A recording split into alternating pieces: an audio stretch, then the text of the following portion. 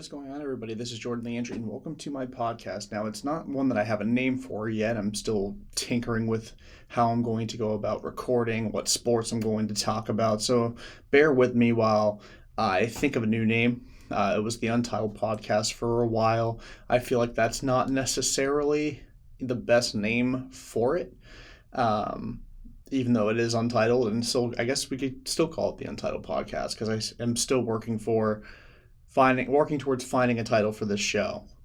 But today I'm going to be talking about a lot of NFL-related stuff, particularly the quarterback position.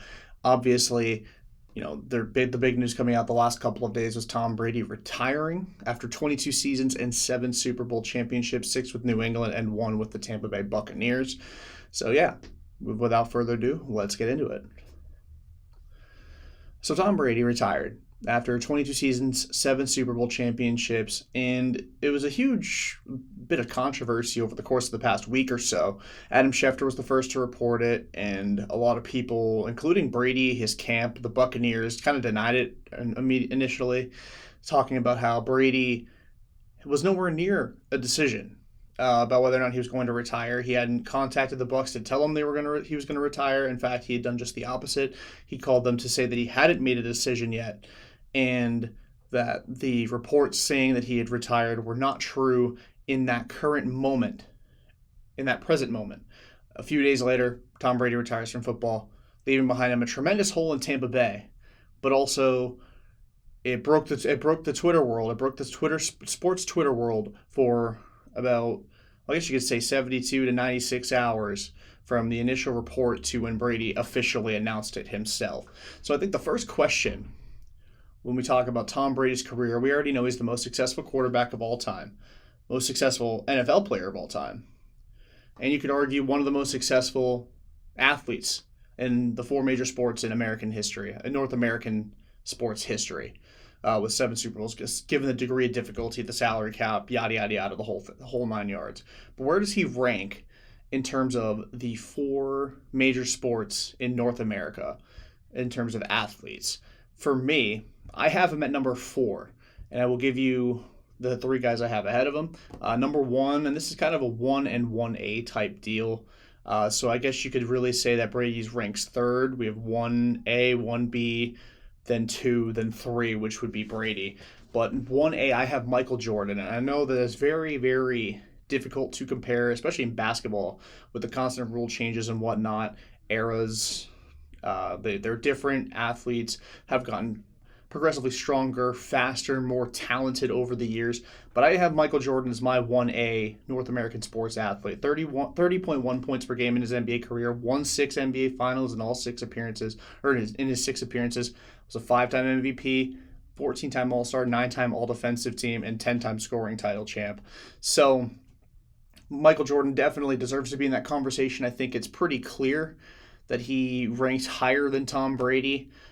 In my honest opinion, I know Brady went to 10 Super Bowls and won 7. So if you want to talk about, Brady winning more and also having been to a decent chunk more than Michael Jordan had been, that's a fair argument. I'm not going to necessarily tell you you're wrong. This is all a matter of opinion. But Michael Jordan, for me, is the number 1 North American sports athlete, or North American 4 major sports athlete of all time at this current point. Number 1B, I have LeBron James, and I'm not necessarily the biggest LeBron fan. You check my Twitter timeline at Jordan Landry 55. Most of my LeBron tweets are not positive ones, but I can recognize a special talent when I see one. He is, in my opinion, the 2nd best basketball player of all time. But when you talk about just impact on the game as a whole, just the way he's kind of revolutionized how much power players have in their respective sport, I think you can't really talk about player impact and not talk about LeBron James when you're talking about North American athletes. He's averaging 27, 7.5 for his NBA career. He's 4-time MVP, 4-time NBA Finals champ, 17-time All-Star, 6-time All-Defensive Team. He is a generational talent. The game will not be the same. It'll have a very similar effect on the NBA as Tom Brady did on the NFL when all is said and done and he ends up retiring.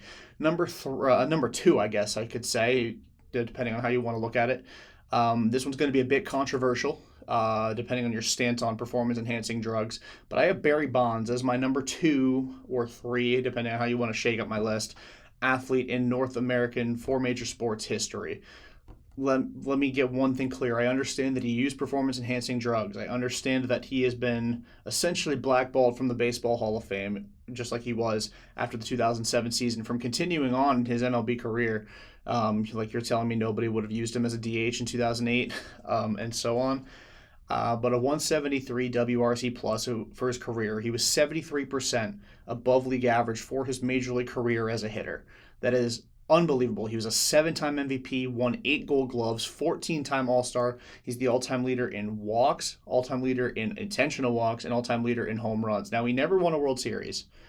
And I know that's one thing that's kind of a stain outside of the PED stuff and, any sort of character issues off the field. I know he's got domestic violence accusations against him as well. So there's definitely some stuff on Barry Bonds that's a little different than guys like Michael Jordan, LeBron, and then eventually Tom Brady. But when you talk about just sheer,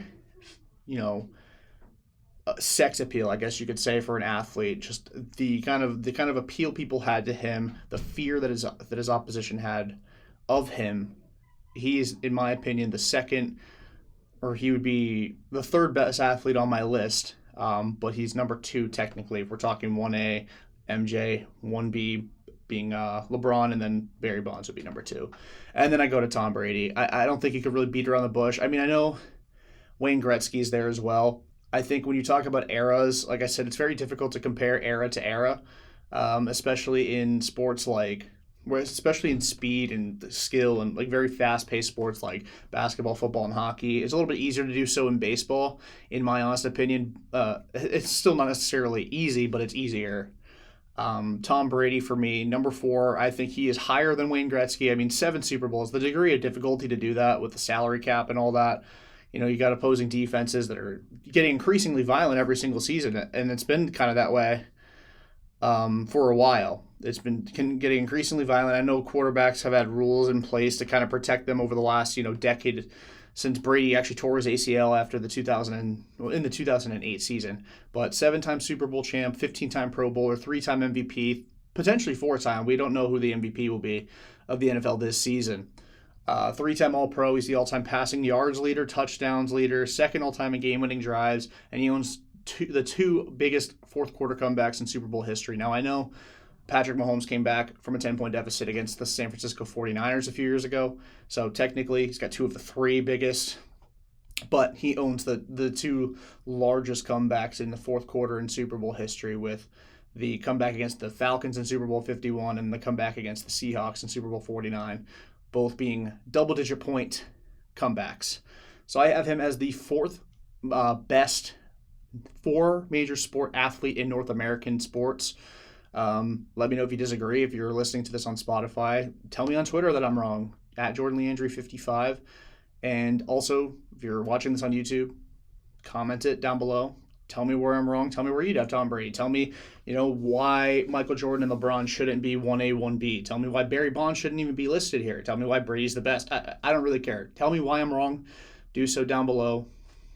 And we will continue the discussion. I like to interact with people on YouTube. I like to interact with people on Twitter. So come at me. Tell me why I'm wrong. And let's have a spirited discussion about it. I'm all for sports debates. I absolutely love them. But moving on from Tom Brady and talking about rankings and whatnot, I think nowadays, especially with social media, the instant access we have to a lot of things, it gets so easy to get hung up on recency bias when it comes to ranking players. I know maybe it's a little bit more archaic to do like 3-year sample sizes for players like I used to do for baseball rankings. Obviously, rookies come up and they dominate right away, and you're like, oh, well, he's definitely better than the back end of the top 10 pitcher or quarterback or whatever. I still think we as people, we as fans of sports, we tend to get a little bit carried away when it comes to analyzing players and ranking them based on their recent performances. And I think the prime example of that now is Joe Burrow of the Cincinnati Bengals. He don't get me wrong. I was wrong about Joe Burrow. Out of college, I had him being a bust. I did not think he was going to be a very good NFL quarterback. I thought going to Cincinnati, I thought the Bengals should have drafted Chase Young. I thought, not necessarily because I had any sort of emotional tie to Andy Dalton. I'm not a Bengals fan. I'm not, an Andy Dalton fan or whatever it might be. I just thought that the right decision would have been go to Chase Young and, look later on in the draft for a quarterback, maybe draft one the following season, sign somebody else. I'm very skeptical about guys that just come out of nowhere and dominate. And that's what Joe Burrow did at LSU. I mean, he was projected to be either like a 6th or 7th round pick or maybe even go undrafted entering the season. He won the Heisman and went first overall. Now, that is a huge leap to take, and I'm not saying it's unheard of, but it's definitely not as likely as somebody that you've heard of for, 3-4 years, going first overall, winning a Heisman, and having a successful NFL career. I was wrong about that. He has been fantastic, especially this season. I know last year he wasn't great. There were some growing pains. Obviously, the offensive line's terrible. He got hurt. Very bad knee injury, which I thought was honestly going to contribute to him becoming a bust. Not that I was rooting for it. I definitely, obviously, would happily be wrong on most players that I project to be not unsuccessful. I'm always rooting for everybody that gets drafted into the league, especially likable players. I want them to succeed. I'm not so thirsty for being right that I will actively root for somebody to fail. I'm glad he made me eat my words. He's been fantastic, but people are starting to rank him in the top 5. And I just don't think that's fair. I don't think that's fair to him. I don't think it's fair. Like, I understand he is doing something very special in Cincinnati. They hadn't won a playoff game since, text messages had become a thing. And he's not only won 1, he's won 3. He's got them in the Super Bowl facing the Rams next Sunday. And on top of that, he had a great season. He led the league in a few categories. He also got sacked a ton, so that goes back to the offensive line. Also holds on to the ball a little too long. I feel like people are way too willing to crap on the offensive line when a quarterback gets sacked. Sometimes it is on the quarterback as well. You can only expect offensive linemen to block for so long. But anyway, he is not a top 5 quarterback in the NFL. Let's just go through some of these guys real quick. Patrick Mahomes, obviously better. I know Burrow got the better hand of him, or the better result. He beat him in the AFC Championship game last Sunday. Mahomes is still the most talented quarterback in the league, arguably the most talented quarterback of all time. Mahomes definitely owns the edge over Joe Burrow, in my opinion. I know some people are probably going to disagree, especially Cincinnati fans. They love to overrate their players, as what fans do. If you have an elite player at a certain position, you're going to think highly of them if you're a fan of that team. Josh Allen, definitely better than Joe Burrow. Better runner, better thrower of the football, in my opinion. I think Allen can sometimes become a little bit too... I think in a lot of ways, I heard during the NFC Championship game, actually no, it was the NFC Divisional round, Rams versus Bucks, and Chris Collinsworth said that sometimes the worst time to be Matt Stafford is when he's at his absolute high peak for confidence level, where he gets so confident that he just starts slinging it all over the place. I think Josh Allen sometimes has that kind of mentality, and I think that takes away from him a little bit. But in my opinion, Josh Allen, second best quarterback in football. Maybe the third. It depends on where you want to put Rodgers, who is also better than Joe Burrow at this point in his career. Even though Rodgers is, 38 years old, maybe 39. I know he'll probably be 39 during next season. But Aaron Rodgers is definitely a better quarterback than Joe Burrow. Justin Herbert is a better quarterback than Joe Burrow.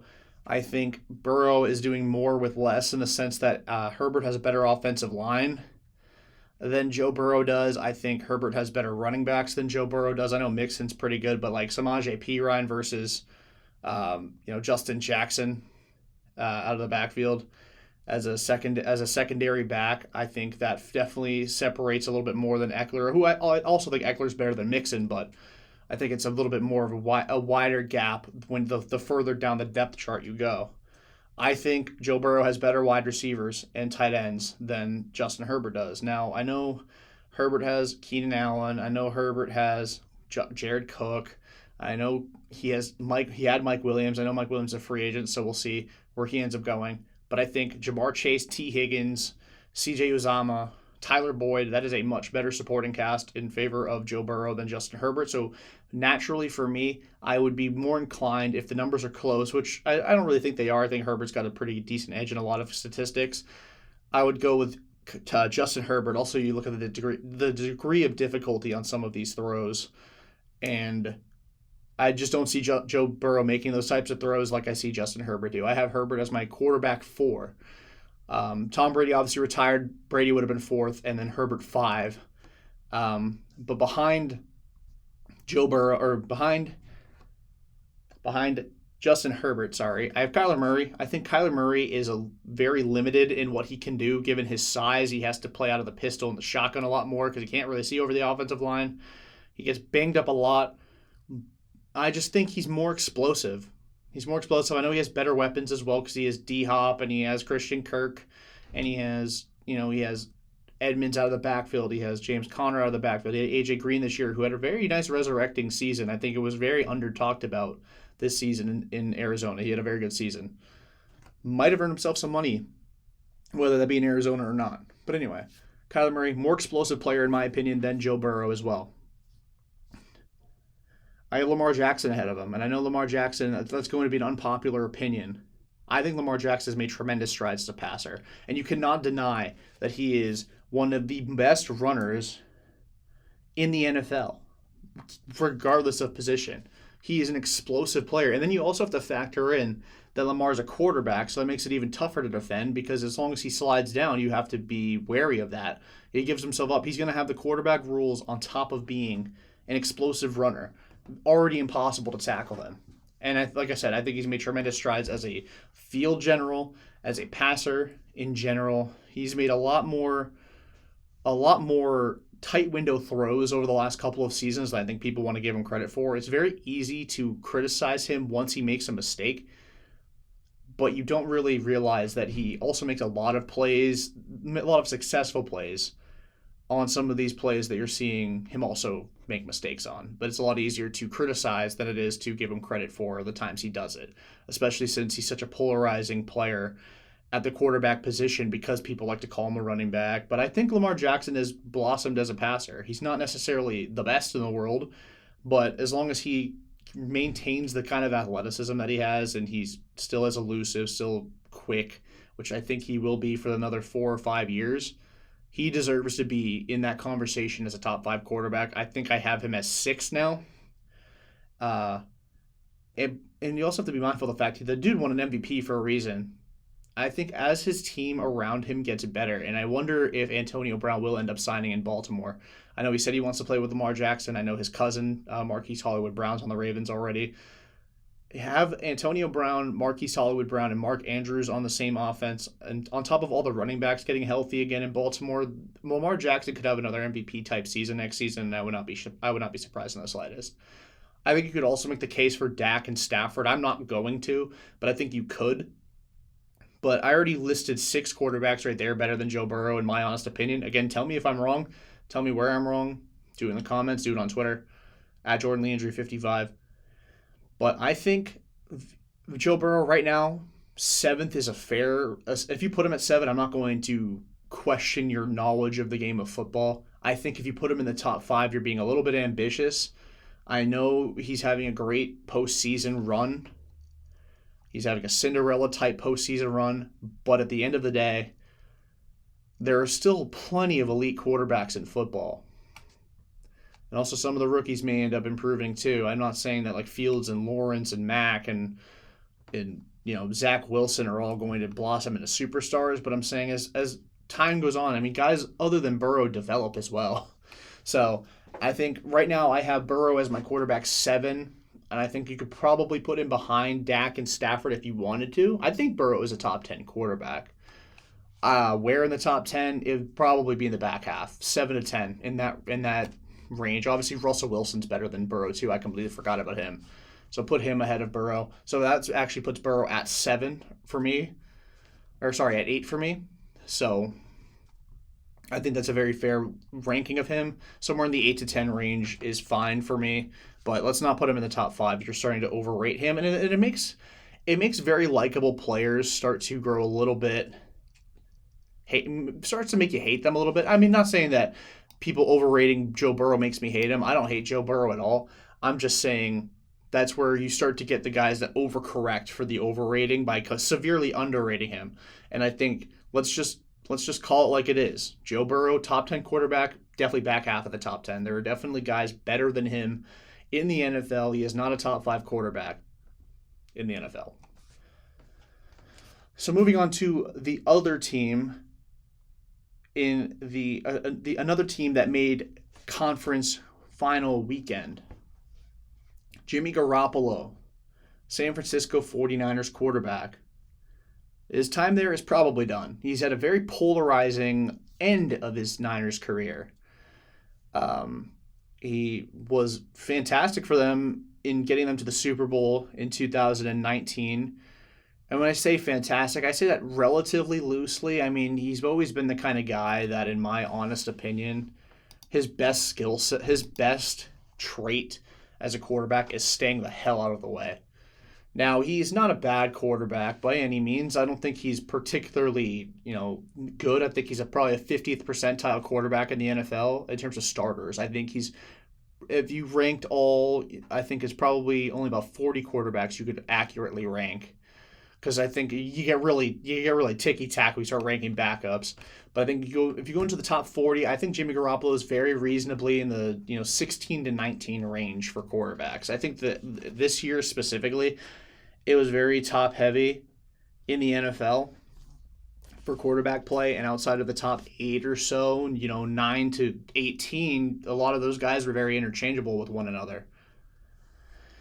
But Jimmy Garoppolo, dude's body's made of glass. I think it's about time his career in San Francisco comes to a close, but I think it's one of those careers that when you get 5 or 6 years down the road, you're going to look back on and you're going to say, you know what, he wasn't really that bad in San Francisco. Now, he's not a superstar caliber player.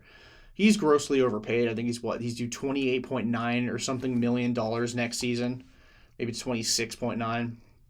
He's grossly overpaid as a quarterback for where he ranks in the league at the position, but he was very good for the Niners. He went 31-14 as the starter there. He made a Super Bowl, made another conference championship game, 67.7% completion rate, 66 touchdowns to 38 interceptions, and had 98.3 passer rating.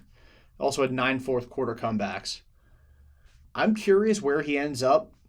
I'm not going to spoil my pick for where I think Jimmy Garoppolo will end up because I wanted to play a little game. Like I said, this show is going to be very quarterback centric. I wanted to go a little QB roulette, if you will. I think there's a lot of uncertainty in the NFL regarding the quarterback position. Obviously, Brady and Roethlisberger retired. That leaves 2 huge holes in 2 organizations at the quarterback position. Rodgers might leave Green Bay. That's obviously another massive hole. I think Baker Mayfield in Cleveland, as good as he was 2 years ago, last season, he was not very good this year. Injuries or not, he really took a step in the wrong direction as a quarterback. And also a very meh QB class. I don't think very highly of most of the quarterback prospects. I think it's a very project-filled quarterback class, and there are some glaring flaws with almost every single prospect.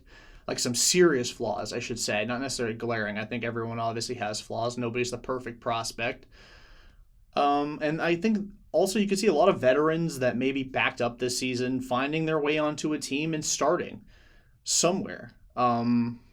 I don't know necessarily who. Like I said, I'm not going to spoil anything now, but I think it's time for some QB roulette. I'm going to go through every team I believe has a controversy or an open spot for quarterback, and I'm going to tell you who I think it should be as well as who I think it will be. And I think it's only appropriate to start with the Green Bay Packers. I know that I started this podcast off talking about Tom Brady's retirement, but I think the real controversy is out in Green Bay. Is Aaron Rodgers going to leave? Is he going to retire? What's going to happen out there in Green Bay? They're also second lowest in terms of cap space. They are well below or well above the cap. So it's going to be tough. They're going to have to try and find some sort of way to move Aaron Rodgers, and I think it's tough to trade him given his age, his contract. But I think he could force his way out, and I think the Packers should be reasonably aggressive in trying to find a trade partner for him. He used a lot of a suggestive language in his press conference, in his end of season press conference, that could lead you to believe he's not going to come back. And obviously Jordan Love was not very good in his couple of starts this season. Losses to Kansas City. I won't give him too much crap for that. It was an Arrowhead, first career start. That's tough. But then he also lost to the Detroit Lions in Week 18. And that's tough. And he's in year, 2 or 3 of his NFL career as a backup. And I'm not saying that he's been given really a fair shake at the NFL level. He's behind Aaron Rodgers. I think it's year 2. It's year 2 for Jordan Love. But I think there's a chance they could look for a quarterback late in the first round again. I think they could possibly even try and trade up in the draft, especially if they want to trade Aaron Rodgers to another team in the first round looking for a quarterback. Newsflash, there will be. But before I get into it, I'm going to say now, I'm not going to give who I think the draft pick would be for the Packers until later on, because I do have a trade partner for Aaron Rodgers, spoiler alert, somewhere in this podcast, and I will let you know, obviously, when I get there, and I will tell you after I get through my explanation who I think the Packers will be selecting with that draft pick. But yeah, anyway, if we had to, gun to my head right now, we're going to pretend Aaron Rodgers is traded for a third-round pick just for the sake of argument. I know he'll be traded for probably a first and maybe multiple firsts. I think that quarterback will be Jameis Winston. And it seems like a massive downgrade. Obviously, Aaron Rodgers, all-time great quarterback. And Jameis Winston is a wildly unimpressive first overall pick. I think he's had a better career than he gets credit for. I know, obviously, you point to the 30-30 season in 2019 that he had with the Tampa Bay Buccaneers, and you automatically assume that he's just not a good quarterback at all. Now, he had LASIK eye surgery after that, and in 2021, he had a pretty good season for the New Orleans Saints. They ended up missing the playoffs, but before Jameis Winston got hurt, he had the Saints at a 5-2 record. He had a 14-3 touchdown to interception ratio, a career best 1.9 interception rate, and he had an 8.7 touchdown rate. He didn't throw the ball a ton. The Saints definitely ran the ball a decent chunk of the time. But Jameis Winston looked really, really good. And I think he's earned himself a decent amount of money. He may have even earned himself more money after getting hurt than he did while he was playing. Because the Saints went from looking like a playoff team. Like I said, Winston had them 5-2. I thought they weren't going to be a playoff team this year. Winston almost had me eating my words. Unfortunately, he got hurt. And then, Trevor Siemian came in. Taysom Hill played banged up and also isn't a very good quarterback. And then Ian Book. We don't even need to talk about that. That's not fair to Ian Book, especially with the week they had talking about bringing in Drew Brees and Phillip Rivers just for that week. Just a tough week to be Ian Book. And I will leave it at that. But Siemian had a passer rating below 90. Hill had a passer rating below 80. They need. I think Jameis Winston earned himself some money in his absence, just as well as he did when he was out there on the floor or out there on the field. And I think when you look at the differences between Jameis Winston and Aaron Rodgers in terms of skill set, I think one thing that makes him enticing to the Packers that might not necessarily matter in the long run, but I think could for sake of argument, is that Jameis is willing to put the ball up there and take risks. And I know that is culminated in a 30-30 season in 2019, but Jameis Winston loves to throw the ball. He loves to take chances. And I think if you want to bring back Davante Adams, I know it's going to be tough with their cap situation, and maybe Davante's already checked out. He wants to leave. He wants to go play with Aaron Rodgers wherever Rodgers goes. I think that is an enticing part of the puzzle of Jameis Winston that might attract him, or might attract the Packers to him. And I think Jameis, even though he won't get paid pennies like he did the last couple of seasons with the Saints, I think he will get paid little enough to the point where if you wanted to pair him with a top receiver, you can go out and get him Chris Godwin, who he has chemistry with from his time in Tampa Bay, their time in Tampa Bay together, or Odell Beckham Jr., who's blossomed in LA, almost like he wasn't the problem out there in Cleveland, but what do we know? But yeah, I think Jameis Winston in Green Bay makes a lot of sense. I think it might not necessarily happen that way. Like I said, I'll get into who I think the Packers will draft with the pick that they get from the team that they're going to trade Aaron Rodgers to in my prediction, in my quarterback roulette wheel, so to speak. But from now, we'll move on from one historic NFC franchise, the Green Bay Packers, to another one, and that is the New York Football Giants. Now, they've already come out and said they're going to commit to Daniel Jones this season, and I believe them in that regard. I think Daniel Jones, I think higher of him having watched the Giants offense without him, with the likes of Mike Glennon and Jake Fromm. Now, I know we're talking bottom of the barrel type quarterback play between the two of them, and obviously the Giants offense probably can run and operate better with another quarterback than Daniel Jones, but I think he's earned himself the right to another season as their quarterback if you can't realistically land someone like Deshaun Watson or Russell Wilson or whoever it might be. I think Daniel Jones will be the guy week one, but I think that they'll bring in somebody as a backup to kind of compete with Daniel Jones, and I think we'll see another Duke UNC rivalry, not on the hardwood this time. It'll be on the football field, and I think Mitchell Trubisky will be brought in as the Giants' backup. I think Brian Daboll and Trubisky have a little bit of chemistry, obviously, from the 1 year that they spent together in Buffalo. I think Trubisky is a better quarterback than even I gave him credit for after his last season in Chicago. I think that really soured out there with Matt Nagy calling the plays. And you have to remember they made the playoffs that 1 year as well. Trubisky started to develop. He started to look pretty decent. He and Allen Robinson had some serious chemistry there. And then all of a sudden it just didn't work anymore. I know Trubisky had some injuries also in his final season in Chicago that he was battling. But I think he could be brought in. He adds a little bit of a wrinkle as a runner.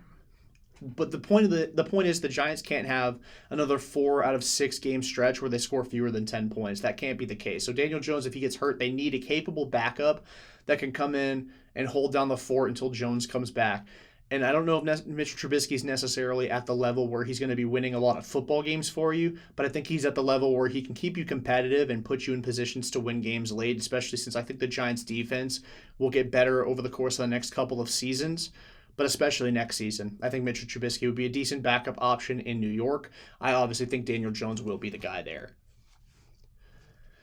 Sticking with the NFC, like I said, we're going to go probably through all the NFC teams first and then go to the AFC. Obviously, a little spoiler again.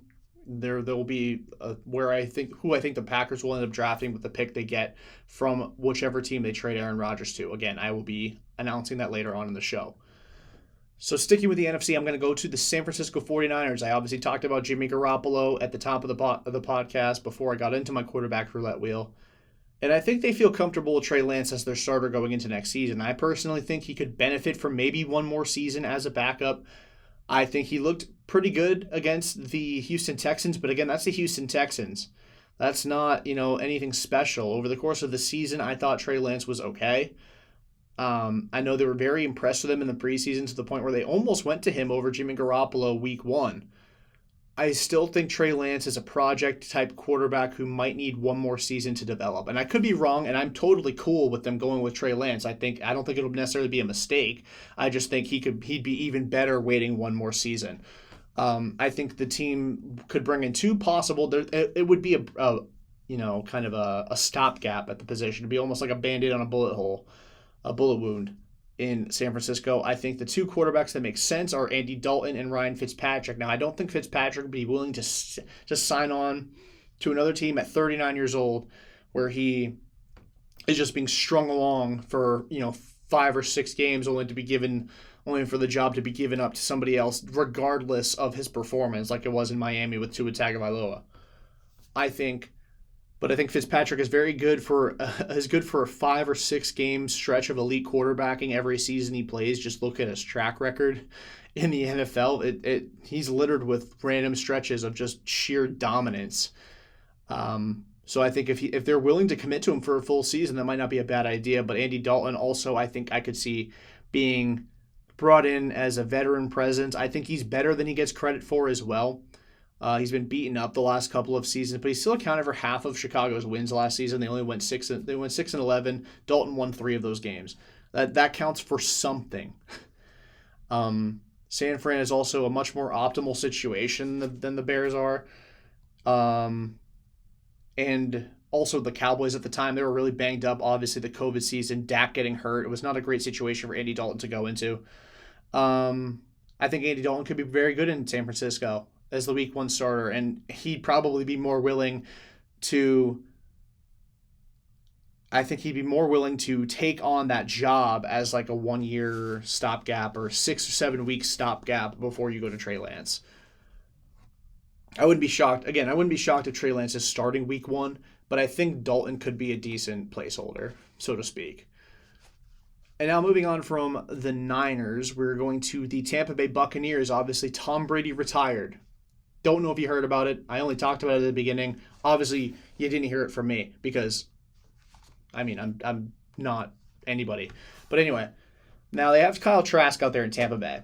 I doubt they believe he's the guy of the future. They did take him 64th overall. He was their second round selection. They obviously liked him enough to take him that high. He was not the backup. He didn't throw a single NFL pass last season. It was either Brady or Gabbert for the Buccaneers. But they're likely in for a rebuild because they only have $7.6 million in cap space. Brady retired. Gronk probably will too. I imagine he's going to do what Brady did. And if had Brady stayed, Gronk would have stayed too. But then also Godwin and Ndamukong Suh, JPP, Rojo, Ryan Jensen, Leonard Fournette, OJ Howard, Gio Bernard, etc., all free agents. They are going to be in for a disastrous 2022 season. I think that they're the best thing they could do is go veteran and project quarterback next season. If that project is Kyle Trask, so be it. But I think they need to bring in a veteran to that room, and it doesn't have to be a stud. Someone like Tyrod Taylor or Marcus Mariota. I think Mariota makes a lot more sense than anybody else probably on this list of quarterbacks I have for them. Mariota obviously went to Tennessee the year that the Bucs drafted Jameis Winston. I don't think necessarily either team is overly enthusiastic about their selection. They were both serious red flags with both players as NFL quarterbacks, but I think Mariota matured a decent amount under Derek Carr out there in Vegas, despite all the controversy that organization brought forth in 2022 or 2021 rather. I think Mariota's ready to be a starter again, and I think if you put him in a decent situation, he could thrive in that offense, and I think. He's going to have Mike Evans. He'd have still Cameron Brate. He'd have a decent offensive line in front of him too, so it can protect him, keep him from getting hurt. I think Mariota makes a lot of sense. And as far as draft picks go, I have 3 listed. I have Malik Willis, Carson Strong, and Desmond Ridder. I think Ridder is probably the most likely of the 3 to get drafted by Tampa Bay. I just don't see the other 2 even being there when Tampa Bay selects. Moving from a team that went from Super Bowl contender to rebuild to a team that is now just solely in a rebuild. And honestly, for a while, it looked like they weren't going to win a single game in 2021, and that is the Detroit Lions. The Lions right now have Jared Goff. I think it'll still be Goff when all is said and done in 2022. His cap hit is north of $30 million, as is his dead cap hit. There is no incentive to part ways with Jared Goff. I also think he had a decent season for a 3-10-1 starter. His passer rating was above 90. He had a 1.6 interception rate, and he has best touchdown rate since 2018, where it was over 5. It was only like 3.8 or 3.9 this season, but it was not bad. In his final 7 games, he went 3-3-1, had an 11-2 touchdown to INT ratio, and a passer rating of 100. He was very good down the stretch for the Detroit Lions, especially after the game he played hurt against the Pittsburgh Steelers that they ended up tying. I thought Jared Goff had a very good second half of the season in Detroit, and I wonder if with a monkey off of his back now that he can win a game without Sean McVay being his puppeteer. I'm curious to see what his confidence looks like moving forward in Detroit. I think he's going to develop more continuity with guys like Amon-Ra St. Brown, TJ Hockenson, and DeAndre Swift, to name a few. The Lions obviously have their draft this season. They can add more receivers to the bunch. Add more skill position players. Make his offensive line better. Obviously, they have Penei Sewell as their left tackle. They have Frank Ragnow as their center. They have options. They have a direction, and that's something that I think is going to be good for both the Lions and for Jared Goff. And I think Goff should be the starter. I wouldn't even draft a quarterback. Maybe on day 3. But I would probably bring in a veteran backup. Because I think Jared Goff is fine. Like he's nothing special. I think he's similar to Jimmy Garoppolo. I think he can his best trait is staying out of the way.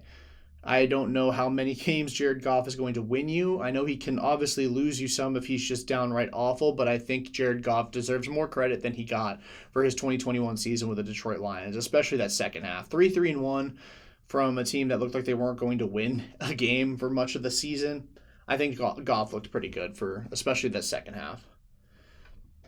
Moving on from the Lions to the first quarterback in the history of the Washington Commanders. Obviously, that was the news that dropped today on Wednesday, time of recording. The Washington Commanders. Who will be their first quarterback? I know obviously they're not a new franchise, it's just a new team name, but Taylor Heinicke is currently under contract. His dead cap hit next year is only $500K. I would not be shocked if they cut him. I would also not be shocked if they kept him as a backup. But there's no obligation to keep him. They have a decent amount of cap space, $30 million. They obviously have Terry McLaurin, Curtis Samuel, and Antonio Gibson. Plus, there's a surplus of free agent tight ends that are very capable players. Guys like Gronk, guys like O.J. Howard, guys like Gerald Everett. There are talented tight ends out there. Obviously, they have Logan Thomas, who got hurt, but he's a capable player when he's healthy. They just need someone that can get the ball to their skill position players and get the hell out of the way. Who does that sound like to you? That sounds like Jimmy Garoppolo. Say what you want about him, but that's one of his best traits, staying out of the way. Now, he's not a bad quarterback. He's not a great one, but his career interception rate below 3. He's got a touchdown rate of 5. His cap hit takes up most of the available cap space the Washington Commanders have. But all he has to do is protect the ball, get it to his playmakers, and don't put the defense behind the 8 ball, which is something that Taylor Heinicke did a lot this season. And that's something Ryan Fitzpatrick has always done for his entire career. I know Fitzy's a free agent, but they brought him in last year, and something Fitzy has always done his entire career is turn the ball over, despite having runs of success of 5 or 6 weeks. Now, to finish up the NFC teams, I want to talk about the rest of the NFC South. I'm not going to include the Falcons. I don't think they're in a position. They're inclined to trade Matt Ryan. I would probably just keep him, maybe trade him somewhere down the line, but not next season. Next season, Matt Ryan will be the quarterback in Atlanta. So I guess I will touch on the Falcons. But starting with the Carolina Panthers. Now, what the hell was that performance last season by the quarterbacks? After week 3 especially, they were just disgusting. After week 3, Sam Darnold, who is their starter week 1, 62.3 passer rating, 6 touchdowns, and 12 picks. Overall, Sam Darnold has 71.9 passer rating, 14 total touchdowns if you count as 5 rushing TDs, and 17 turnovers. He had 13 INTs, and he had 4 fumbles lost. PJ Walker's passer rating, 56.5. He had 1 touchdown and 3 picks. He did win his only start, but his passer rating in that game was below 75. And he also had a fumble lost. So he had 4 turnovers to 1 touchdown. And then Cam Newton, who had a 64.4 passer rating, 4 TDs, 5 INTs. He had 5 rushing touchdowns and also had a fumble lost as well. So from that entire quarterback room had a total of 24 touchdowns and 27 turnovers. Now, that is just disgusting. I think they hung Cam Newton out to dry. I don't think Cam Newton is anything close to what he used to be for the Panthers 5 or 6 years ago. However, I think they brought him in. They rushed him into the starting capacity so that way they could use him as the fall guy when things went sideways. Cam is obviously an eroding arm talent. His arm is all but cooked. He's not as fast as he used to be, not as elusive, not as much of a game breaker. He can still break tackles. He's still a big-bodied dude. He's a strong guy, but he is a shell of his former self.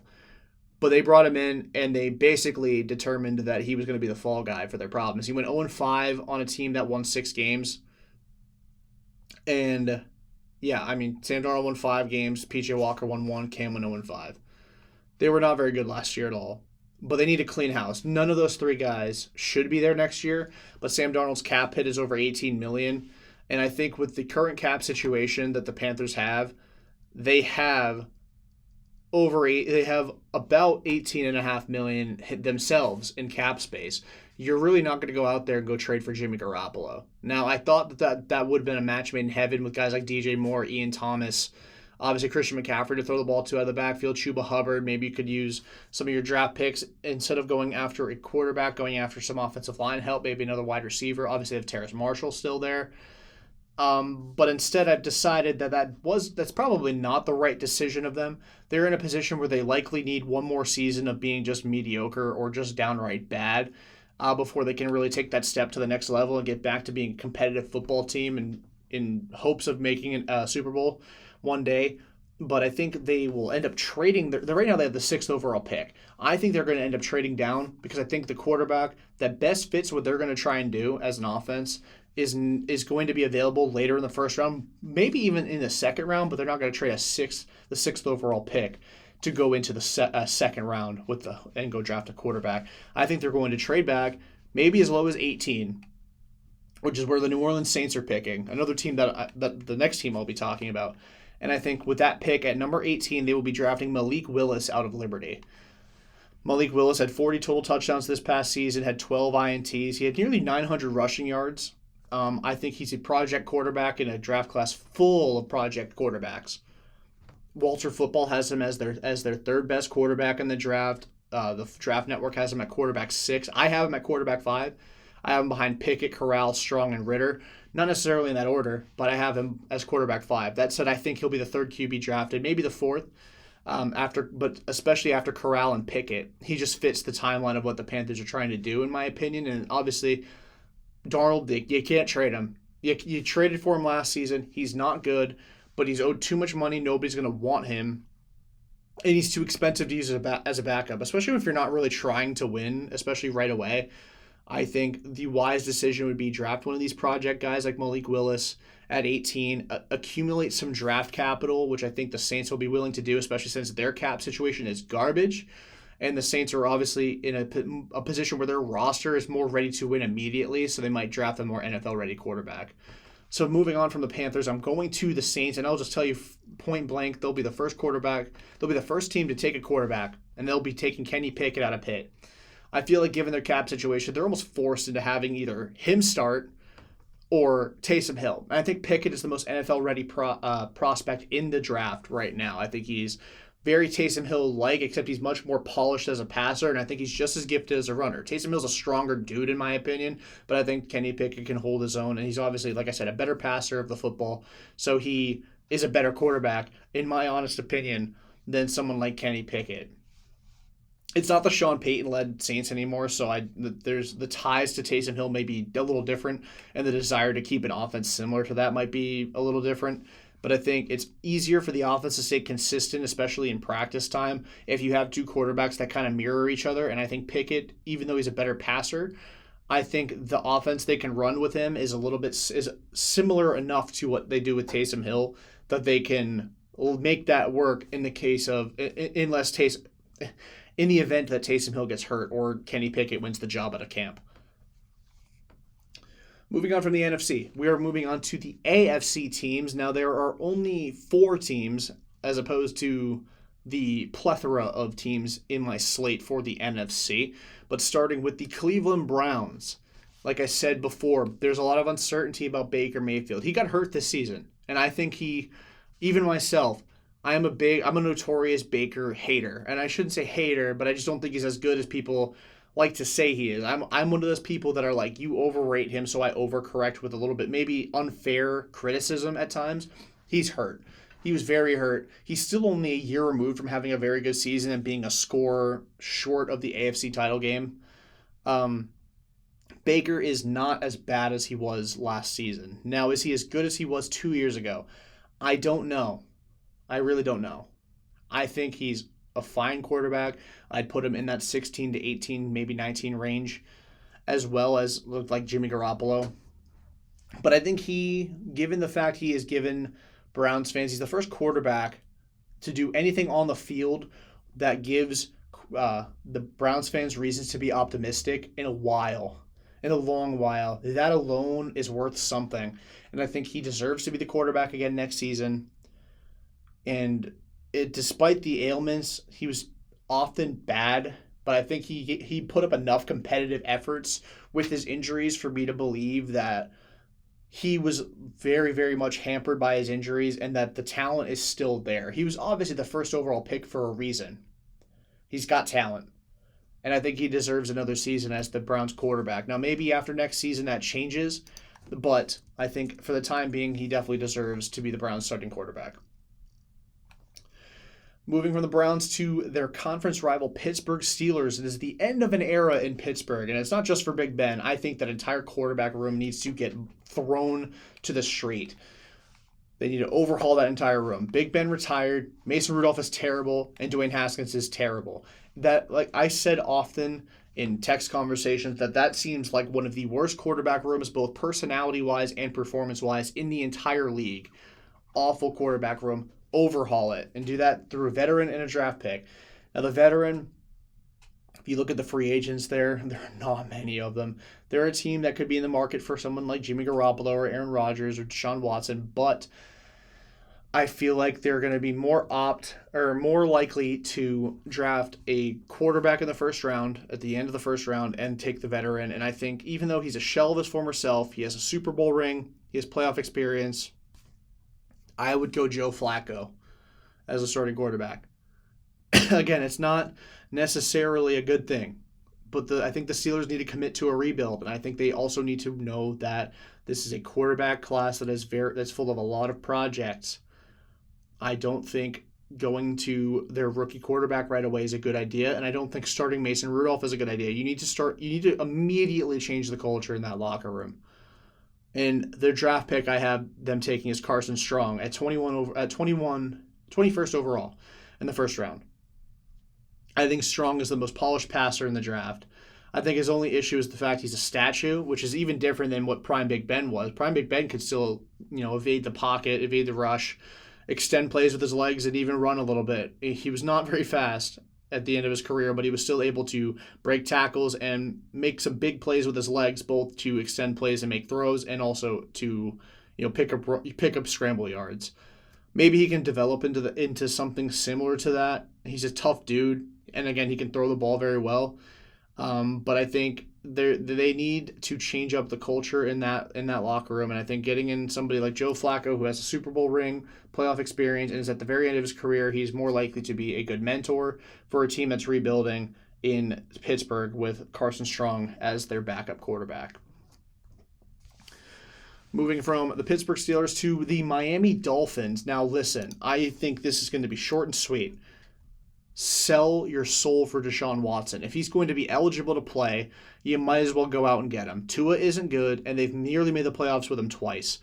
Imagine putting in that locker room, you have Jalen Waddle, Devontae Parker, Mike Gesicki, and then obviously Myles Gaskin coming out of the backfield. You have Albert Wilson as well. You could draft another receiver. You could draft a tight end, whatever you want to do.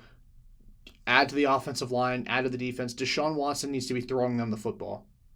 That offense would be dynamite with Deshaun Watson at quarterback. That would be a high-powered offense and a team that, again, they went 9-8 this season after starting 1-7, and last year they went 10-6. They're a team that is basically a quarterback away from being a legitimate competitor, but it depends on who it is, and I think it should be Deshaun Watson. Last but not least, the Denver Broncos. And I think this is the team that the Green Bay Packers trade Aaron Rodgers to. Think about it this way. John Elway is one of the greatest quarterbacks of all time, but he has royally botched every opportunity he has had to replace Peyton Manning as his quarterback. Since Manning, they've rolled out, for guys that have started multiple games, Trevor Siemian, Paxton Lynch, Brock Osweiler, Case Keenum, Drew Lock, Joe Flacco, Teddy Bridgewater, Brett Rippon. I'm pausing for dramatic effect because that is absolutely embarrassing. They have drafted and failed multiple times since Peyton Manning left. Drew Lock is not a good quarterback. They took him in the second round. Paxton Lynch was awful. He was a first-round pick. Brock Osweiler was good in 2015 when he had to replace Peyton. After that was very bad. They took him in the second round as well, if I'm not mistaken, out of Arizona State. They're not very good at identifying quarterback talent. Now, I think Elway needs his legacy saved again, just like he did after he had Tebow, and then he had Tebow and Kyle Orton at the end of the 2000s, early 2010s, and then boom, in comes Peyton Manning, they win a Super Bowl, and John Elway's job is saved. I think that's going to happen again. They're going to have to trade the 9th overall pick to do it, plus future picks as well, maybe even multiple picks in this upcoming draft, but they at least need to trade the 9th overall pick, which is why I said I'm not going to tell you who the Packers are going to take. At 9th overall, they're going to take Matt Corral. The Packers will, in my opinion. I think that makes a lot of sense out there in Green Bay. He's a bit of a gunslinger.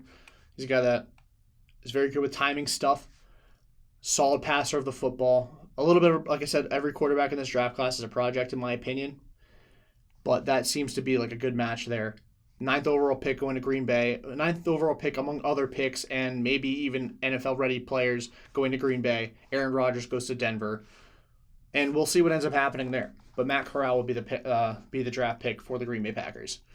I try to stay a little bit away from the draft. I know it's tough when you're talking about quarterbacks filling positions. Obviously, with especially this season, all the quarterbacks, all the draft picks that ended up taking over as their starting quarterback, like Mac Jones, Davis Mills, Zach Wilson, Justin Fields, Trevor Lawrence, they all ended up taking over as the starter at one point or another. They were either the starter going into camp, won it in camp, or won it very soon after camp ended. But I think that's basically it in terms of quarterbacks. Teams that need to address their quarterback room in one way or another, whether it be committing to the same guy they currently have or changing it. So that'll do it for this edition of the, I guess, Untitled Podcast for now. We will see about getting this thing a name. But for now, it's the Untitled Podcast. I'm Jordan Leandri. Check me out on Twitter at JordanLeandri55. If you're watching on YouTube, the link to that will be in the description. Again, comment where you disagree with me, where you agree with me, where you think I may have changed your opinion of something, where you think I am just dead wrong, and you want to tell me I'm stupid. Go ahead, tell me I'm stupid. I have no problem with it. I'm all for having spirited discussions about players, and I don't want to pretend I'm an NFL expert or anything like that, but I'm all for having spirited discussions. I like debating. Let me know in the comments. Let me know on Twitter. And have a great rest of your day, guys.